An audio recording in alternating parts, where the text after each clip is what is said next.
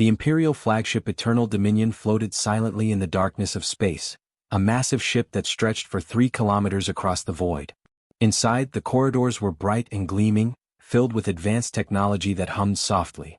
But far below, in the deepest parts of the ship where few ever went, there was darkness and danger. Emma was 11 years old. She had lived most of her life in these narrow maintenance tunnels, crawling through tight spaces and fixing broken machines. Her hands were small and quick, perfect for reaching into places where larger beings could not fit. Her fingers were rough and scarred from years of work with hot metal and sharp tools. Her clothes were gray and worn, marked with a single red circle on the back, the symbol that meant she belonged to someone else. The Valorians had conquered Earth 20 years ago. Emma had been born into slavery. She did not remember much about the world before, just small things, like the feeling of rain on her face and the sound of her mother's voice. Now those memories felt like dreams, almost not real. The Valorians were tall, powerful beings. They stood 7 feet high, with skin like dark polished stone and eyes that glowed with bright electric blue light. They were the masters of the galaxy. They had conquered 7 major star systems and ruled over thousands of worlds. Humans were nothing to them. Humans were weak. Humans lived such short lives that the Valorians barely considered them worth noticing. Emma understood this completely. She had learned it through hard experience. When you were human and small and owned by someone else, you learned quickly to keep your head down. You did your work. You made no complaints. You did not draw attention to yourself. Attention was dangerous. Attention brought punishment. So Emma worked in silence. Every day she moved through the narrow tunnels beneath the great ship, checking the machines, fixing broken things, replacing damaged parts. The tunnels were hot and uncomfortable. Sometimes they were so narrow that she could barely squeeze her small body through them. The air was thick and hard to breathe. But Emma did not complain. She had learned long ago that complaining changed nothing. Her work was actually important, though no one knew this. The machines she fixed controlled the power that kept the entire ship running. Without these machines, the great Eternal Dominion would be nothing but a dead piece of metal floating in space. But because the work was done by a human slave in the dark places where important beings never went, no one gave it any credit. No one noticed. This was exactly how Emma preferred it. Today, like every other day, Emma began her rounds. She carried her repair kit with her, a small bag filled with tools and replacement parts. As she moved through the tunnels, she checked each machine carefully. She listened to them. The machines made sounds, and Emma had learned to understand these sounds. Each sound meant something different. A steady hum meant the machine was working well. A stuttering sound meant something was wrong. A grinding noise meant serious trouble. Emma moved through the tunnel network that ran beneath the main power core. This area was especially hot. The walls around her seemed to pulse with heat, and sweat ran down her face. She wiped it away with her dirty hand, leaving streaks on her skin. She reached a section where the secondary coolant lines ran. These were important. They kept the main power core from getting too hot. If the coolant lines failed, everything could go wrong. Emma began her routine inspection, running her small hands along the metal pipes, feeling for any problems. Then she felt it. There was a small place where the metal felt different. It was rough. Emma moved her fingers over it carefully. It was a crack, a tiny one, barely visible but definitely there. And around the crack, the metal was warm in a way it should not be. Emma's instincts, developed from years of working with these machines, immediately told her this was serious. This crack might look small now, but small cracks could grow. And if this crack grew, it could cause a failure in the coolant system. That would be very bad. She made her way back up through the tunnels and found her overseer, a Valerian officer named Keth. Emma had never actually spoken to Keth before. It was unusual for a human slave to speak directly to a Valerian unless given permission. But this seemed important. "Sir," Emma said quietly, her voice shaking slightly, "I found a problem in the secondary coolant line. Section 7 near the backup junction. There is a crack forming in the metal." Keth looked down at Emma from his great height. He barely seemed to see her at all. To him, she was just a small, weak human. How could such a creature possibly understand the complex technology of a Valerian ship? It made no sense. "Humans lack the capacity to understand Valerian engineering," Keth said coldly. "Return to your duties and stop wasting my time with your ignorant observations." Emma bowed her head and returned to the tunnels. She had done what she could. She had reported what she found. Now it was out of her hands. But her instincts continued to trouble her. That crack had felt wrong. She had worked with these machines long enough to know when something was truly dangerous. Still, she was just a human slave. What could she do? She was not important enough for anyone to listen to. Far above, in the gleaming upper decks of the Eternal Dominion, Emperor Vex, Thar 3 walked through the corridors with his royal guards surrounding him. He had ruled the Valerian Empire for 300 years. He had conquered worlds and commanded armies. His armor shone like polished silver, and his eyes glowed with brilliant blue light that seemed to pierce through everything they looked upon. The Emperor was here for an inspection. He wanted to see his greatest warship. He wanted to confirm that everything was working perfectly, that his power remained absolute. The ship's chief engineer, a Valerian named Cord, walked beside him, explaining the latest weapons and defense systems.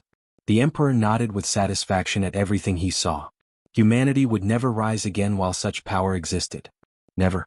In the tunnels far below, the small crack in the coolant line continued to grow. The crack in the coolant line grew slowly at first. It spread like a spider web through the metal, following the path of least resistance. Hours passed. No one noticed. The machines continued to hum their familiar songs, but if someone had listened carefully, they would have heard a subtle change. A slight irregularity in the rhythm, like a heartbeat that was starting to skip. Emma was in the lower levels again, performing her routine maintenance checks. She moved from section to section, her small hands working steadily. When she reached the coolant line again, she immediately felt the difference.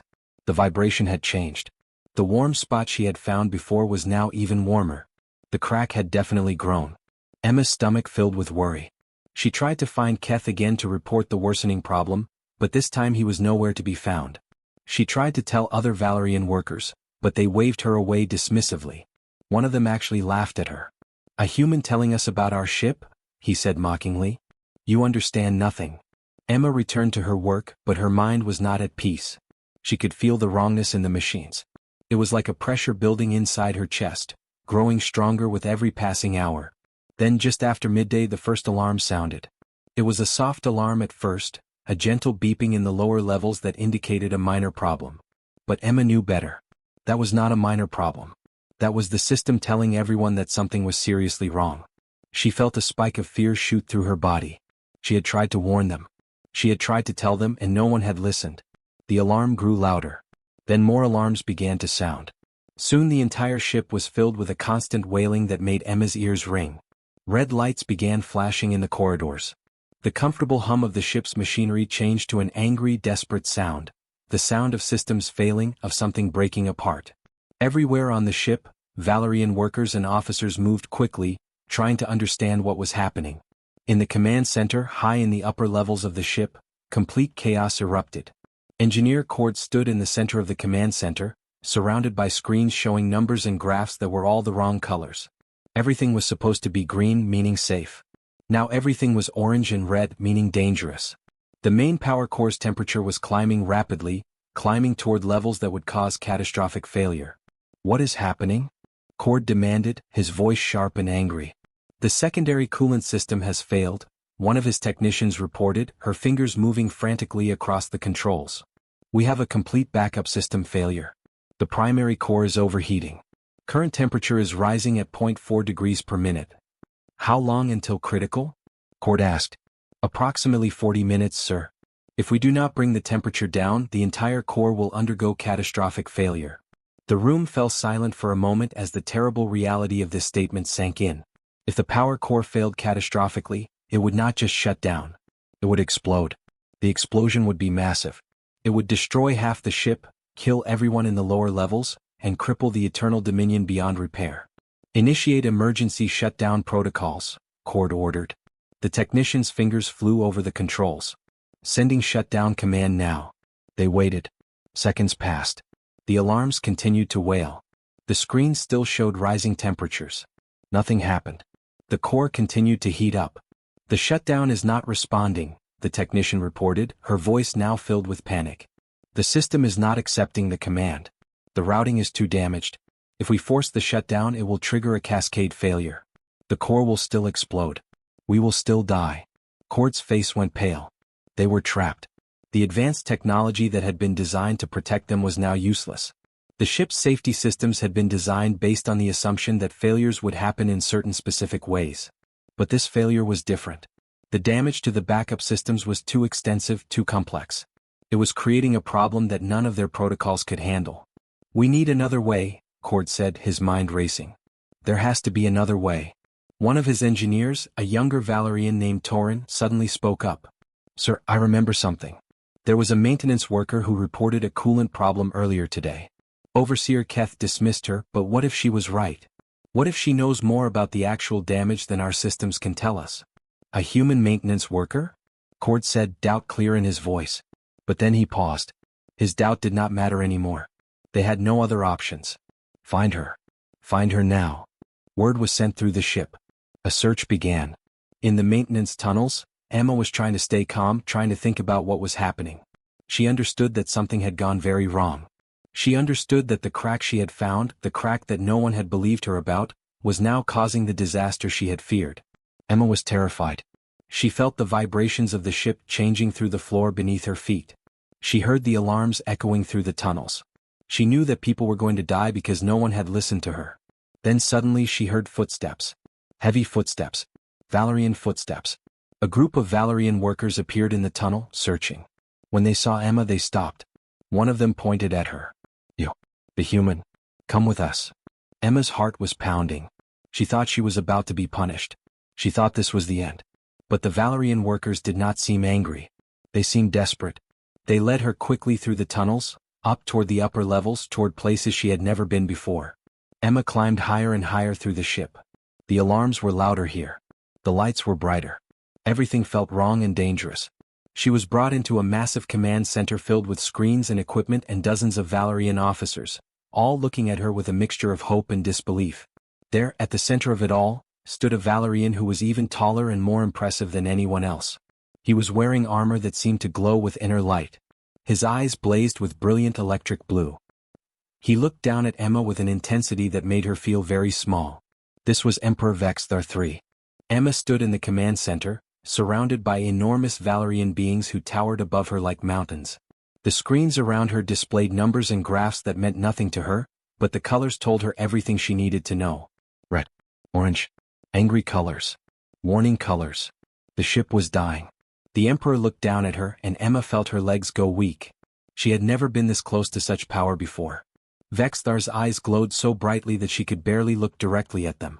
When he spoke, his voice was deep and seemed to shake the very air around them. You are the maintenance worker who reported the coolant problem, the Emperor said. It was not a question. Yes, Your Majesty, Emma whispered. Her voice sounded very small in the huge room. Overseer Keth dismissed your report, Engineer Cord said, stepping forward. But now we are beginning to wonder if he made a mistake. The temperature in the core continues to rise. Our standard protocols cannot stop it. We have 35 minutes before complete failure. Emma's mind was racing. She understood the problem now. She could feel it in her bones, in her instincts that had been developed through years of listening to these machines. The crack she had found was just the beginning. There had to be more damage. There had to be something else, something the Valerian engineers did not know about. The backup system, Emma said, speaking quickly now, the words tumbling out of her mouth. When did it last fail? Cord turned to his records. 3 months ago. After the asteroid impact. We repaired it, but it was a temporary fix. The repairs were not completed properly because the damage assessment took too long. Emma nodded. This was what she had suspected. The crack is in the place where you did the temporary repair. The old damage and the new damage are connected. That is why your standard shutdown will not work. The routing is too complicated. It is damaged in ways your systems do not expect. The Emperor leaned forward slightly. Can you explain what you mean? Emma took a deep breath. She was terrified, but she also felt something else, a strange clarity. Her years of working with these machines, of listening to them, of understanding how they worked through touch and sound and instinct, suddenly felt important. For the first time in her life, her knowledge mattered. The primary coolant line is damaged, Emma explained, speaking carefully. But there are 3 other lines. Tertiary lines. They are smaller and they normally carry less flow. But if you could reroute the coolant through them instead, using the auxiliary pressure buffers as stepping stones, the flow could bypass the damaged section completely. It would not follow the standard protocols. It would be unconventional. But it could work. The command center fell silent. Every Valerian officer was staring at Emma. She could see the doubt in their faces. A human child. A slave. Suggesting a solution to a problem that their advanced technology could not solve. It seemed impossible. Engineer Cord's face was thoughtful. He was looking at the technical displays, tracing the path that Emma had described with his finger. After a moment he looked up at the Emperor. "It could work," he said slowly. "The math is unconventional but theoretically possible. The auxiliary buffers could regulate the pressure. The flow rate would be slower, but sufficient to prevent core failure." "How long would this rerouting take?" the Emperor asked. "To reprogram the system, perhaps 20 minutes, Cord said. "But the manual adjustments to the actual conduit connections would need to be done in the maintenance tunnels, near the core. The heat there is extreme. No Valerian could survive it for long enough to complete the work." Everyone in the command center understood what this meant.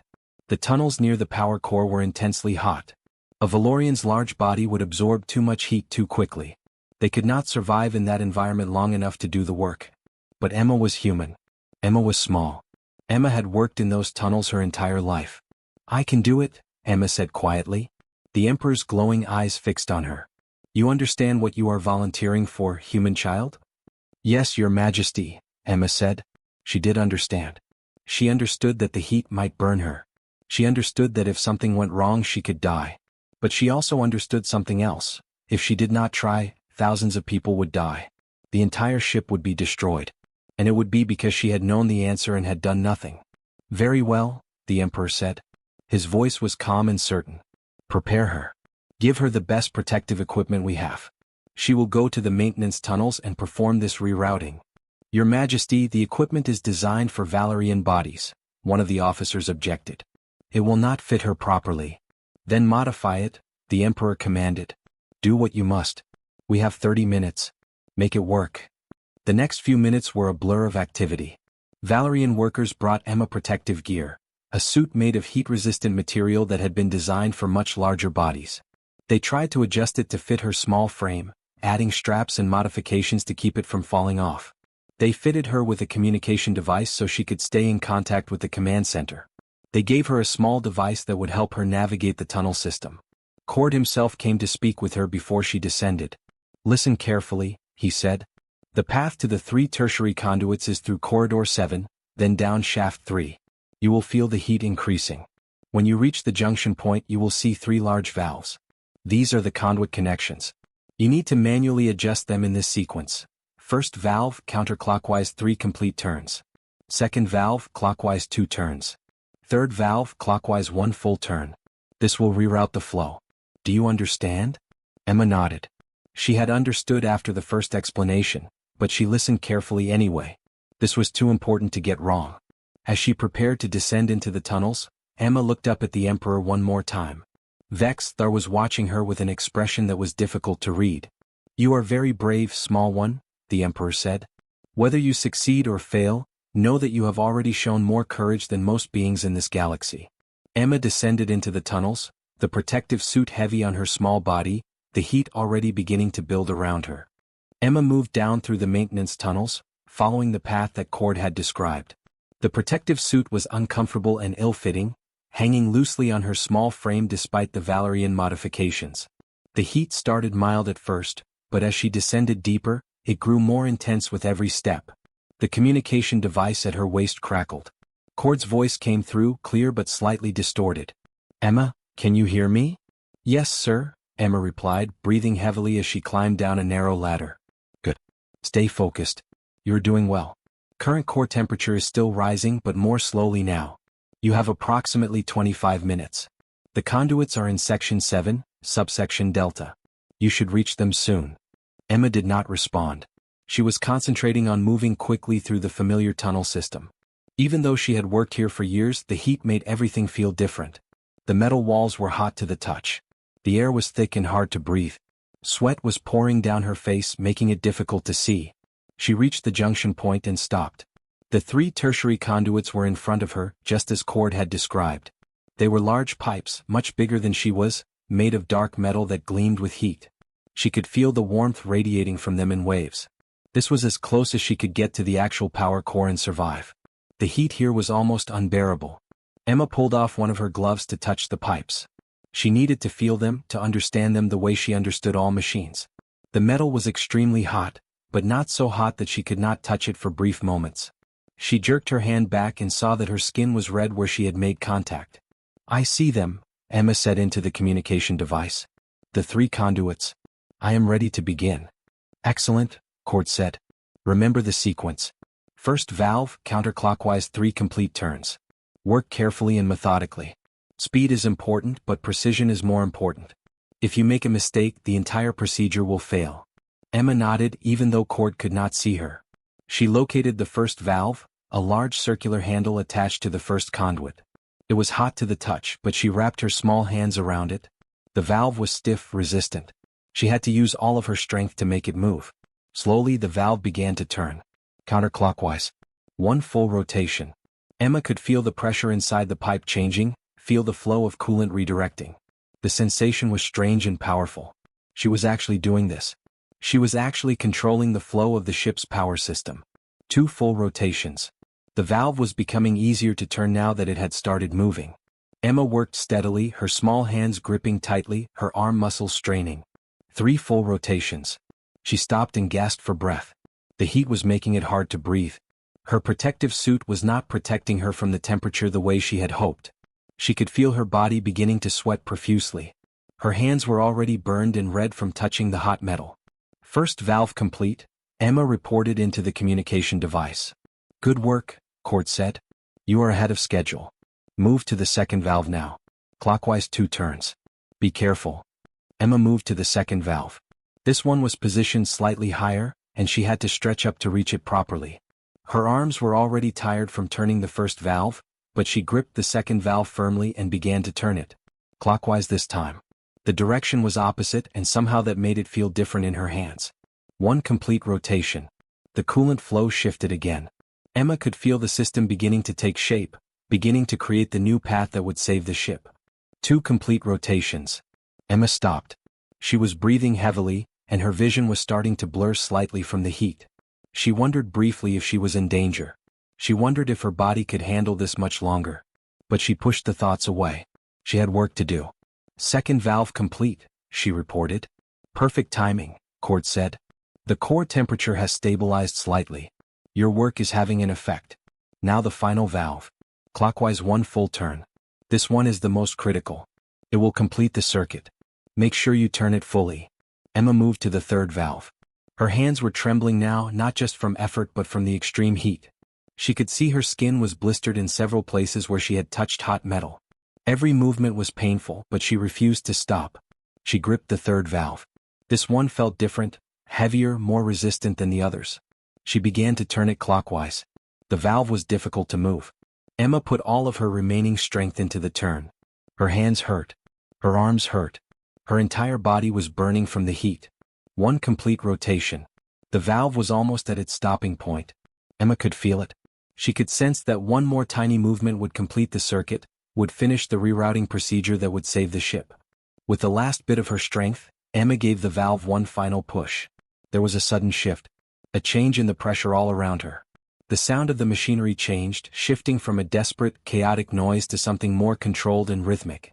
The temperature around Emma suddenly dropped by several degrees as the heat that had been building began to redistribute through the new coolant path.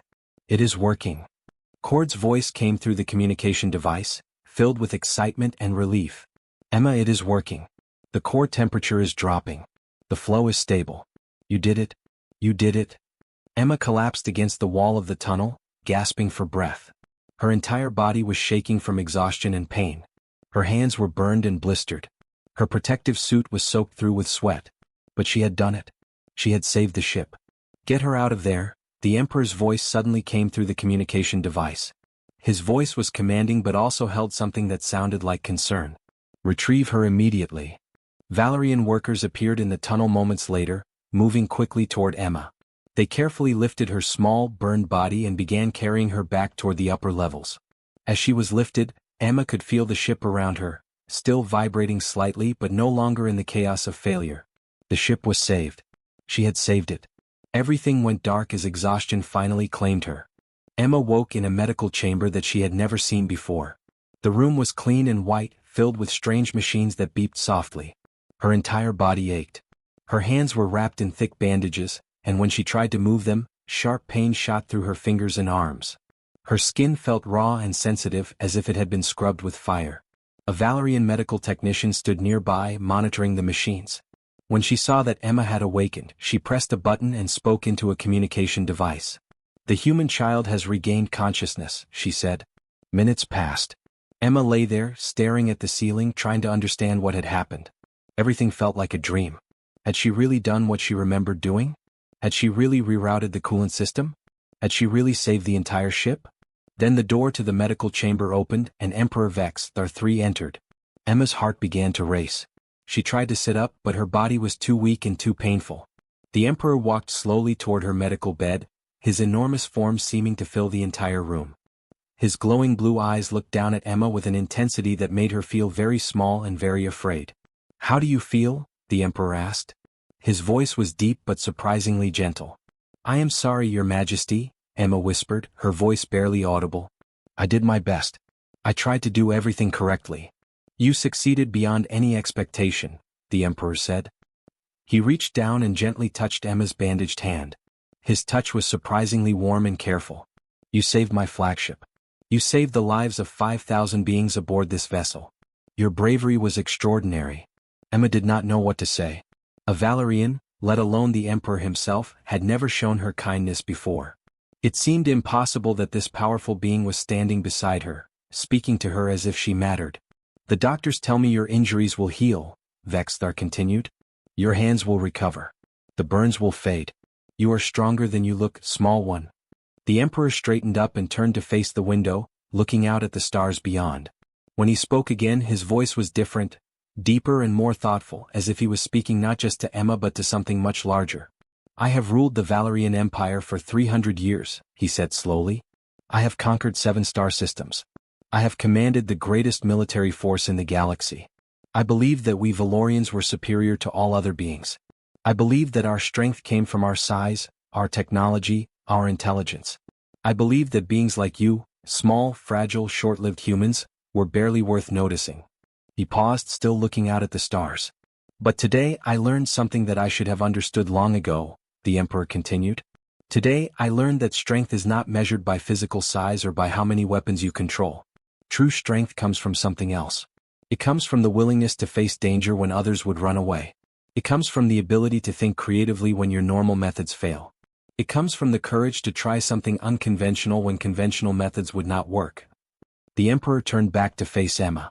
"You, a child of 11 years, showed more courage today than many Valerian warriors have shown in their entire lives," Vex Thar said. "You faced extreme heat and pain. You worked with precision and focus despite your fear. You saved my ship and the lives of everyone aboard it. And you did this not because you had to, but because it was right." Emma felt tears beginning to form in her eyes. No one had ever spoken to her this way before. No one had ever made her feel like her actions mattered. The Emperor raised his hand, and the medical technician immediately left the room, giving them privacy. Vex Thar moved closer to Emma again.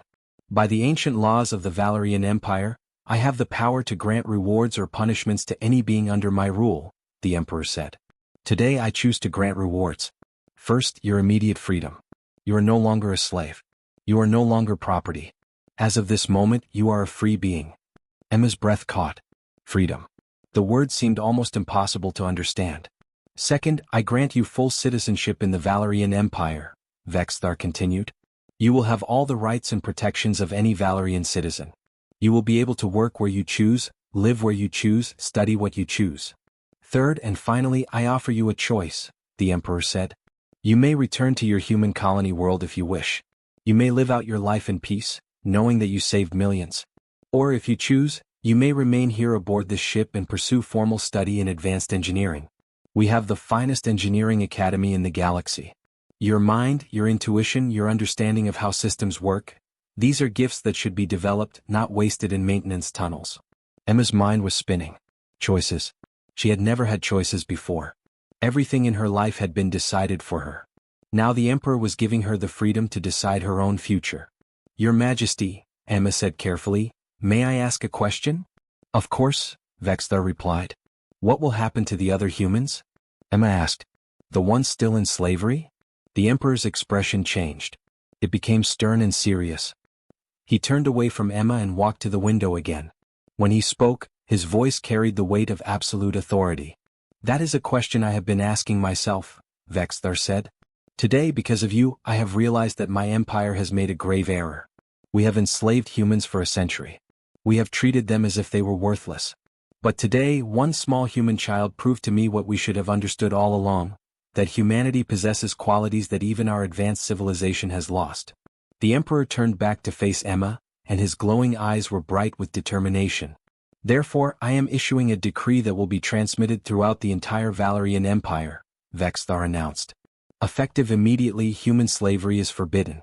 Any world or authority that continues to enslave humans will lose their status and privileges within the empire. All enslaved humans are to be freed and granted the choice of citizenship or return to their home worlds. He paused and looked directly at Emma. This change in our empire's policy is because of you, Emma. Because you had the courage to act when others would not.